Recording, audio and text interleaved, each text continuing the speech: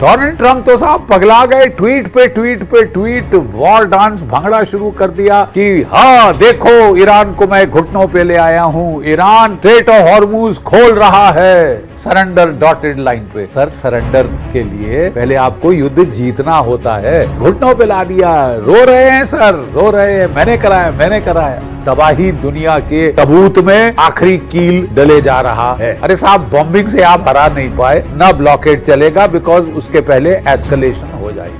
पहला संघर्ष जो हुआ अमेरिका और ईरान या इजराइल के बीच, वो हवा में हुआ, जमीन पर तो नहीं, जमीन पर असर जरूर दिखा, लेकिन जो दूसरा है वो दूसरा फेज शुरू होगा तो समंदर के अंदर है, और उसकी शुरुआत अब हो चुकी है। दरअसल आपको हमने दिखाया था कि अमेरिका नाकेबंदी का ऐलान कर रहा था, इस बीच 2 शिप धर लिए जाते हैं, इनमें से एक शिप जो है वो इजराइल का बताया गया। शुरुआत में ये खबरें अपुष्ट थीं, लेकिन अब एक्सक्लूसिव वीडियो निकलकर सामने आ गई है। उस पर ईरान की जो स्पेशल फोर्सेस है उसने कैसे कब्जा किया था, कैसे उसे अपने अंडर में लिया था, कैसे उस पर सवार हुए थे, एक एक घटनाक्रम बड़ी तफसील से दिखाऊंगी आपको। इसके अलावा आज आपको खबर यह भी दिखाऊंगी कि ईरान ने यूएई और बहरीन में बने हुए जो अमेरिकी इंटेलिजेंस सेंटर हैं उन पर अटैक करने का ऐलान कर दिया है कि बस एक हमला, एक बारूद की कड़ी आ जाए, उसके बाद अपना ऑयल प्रोडक्शन और अमेरिका की जो और अड्डे बनवा रखे हैं गुपचुप तरीके से, बेस कैंप नहीं, उसके अलावा भी वो सब टारगेट पर है, कुछ नहीं छोड़ा जाएगा। और साथ ही ये भी कि क्या जंग अब भारत के साथ भी शुरू हो गई है क्या?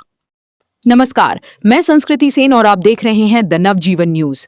दोस्तों, इस वक्त जो खबर सोशल मीडिया पर घूम रही है कि ईरान ने भारतीय ऑयल टैंकर पर हमला कर दिया है, जरा इसे ध्यान से समझिए, क्योंकि ये सिर्फ एक खबर नहीं है, ये उस बड़े खेल का हिस्सा है जो इस समय मिडिल ईस्ट में चल रहा है। कहा जा रहा है कि इस्लामिक रेवोल्यूशनरी गार्ड कॉर्प यानी IRGC ने एक भारतीय टैंकर को टारगेट किया, जहाज को नुकसान पहुंचा और ये अंतरराष्ट्रीय शिपिंग के लिए बड़ा खतरा है। सबसे पहले इस वीडियो पर एक नजर डालें। ये एक भारतीय तेल टैंकर है जिस पर IRGC ने हमला किया है। अभी 2 दिन पहले ही खबरें आई थी कि 2 भारतीय जहाजों को हिरासत में ले लिया गया है, लेकिन अब खबर यह है कि उन पर सीधा हमला हुआ है। ये वीडियो देखें, गौर करें कि किस तरह नकाबपोश IRGC के गुर्गे जहाज पर चढ़ रहे हैं।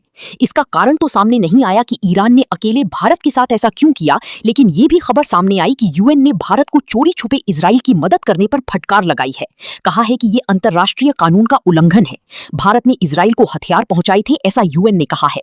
अगर ये सच है तो मोदी जी नीतियों पर एक बार फिर से सवाल खड़ा होता है। आगे पहले ये खबर देखिए, ये पूरी वीडियो दिखाई गई है कैसे MSC ये एपिराडो नाम का जहाज है उस पर कब्जा किया। ये देखिए, ये ईरान की स्पेशल फोर्स बताई जा रही है। ये देखिए, पूरे के पूरे जहाज को अपने कब्जे में ले लिया। मूवमेंट जब ईरान की स्पेशल फोर्सेस जो मास्क पहने हुई थी उसने समंदर में अपना जलवा दिखाया और इबामी नॉट्स नाम के इस जहाज को, एक वन ऑफ शिप दैट जो बिना परमिशन के इस इलाके में जा रहा था, उसे ना केवल नेविगेट किया, यानी कि उसे ना केवल पूरी तरह से उसे पकड़ा बल्कि फायरिंग करने के बाद उस पर कब्जा कर लिया। एक और खबर है, Iran has announced that it target US intelligence centre and oil refinery in the UAE and Bahrain. उन्होंने कह दिया है कि हम अमेरिका के इंटेलिजेंस सेंटर्स को जो UAE और बहरीन में बने हुए हैं, खास तौर पर ऑयल रिफाइनरीज जो है वो दोनों को हम टारगेट करेंगे और आने वाले वक्त में ये टारगेट और तेज रफ्तार से बढ़ेगा। ये क्लियर कर दिया गया। इन सब के बीच अमेरिका की तरफ से अमेरिकन नागरिकों के लिए एक चेतावनी या सलाह जो भी मानी जाए वो जारी की गई है, ऐसे वक्त में जब लेबनान और इजराइल के बीच में हो गया है संघर्ष विराम, लेकिन उनको पता है हिजबुल्लाह ने जो ऐलान किया है उसका असर आने वाले दिनों में देखने को मिल सकता है। यानी लेबनान और ईरान के लिए है कि जो अमेरिकन नागरिक है पहली फुर्सत में लेबनान खास तौर पर पहले छोड़ दे।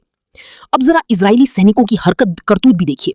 ये एक बेकरी में घुसते हैं, वहां लोग जो मौजूद हैं उनसे मारपीट करते हैं। देखिए, बेरहमी से उन्हें पीटा जा रहा है। जो लोग हैं वो डर की वजह से भागते हैं।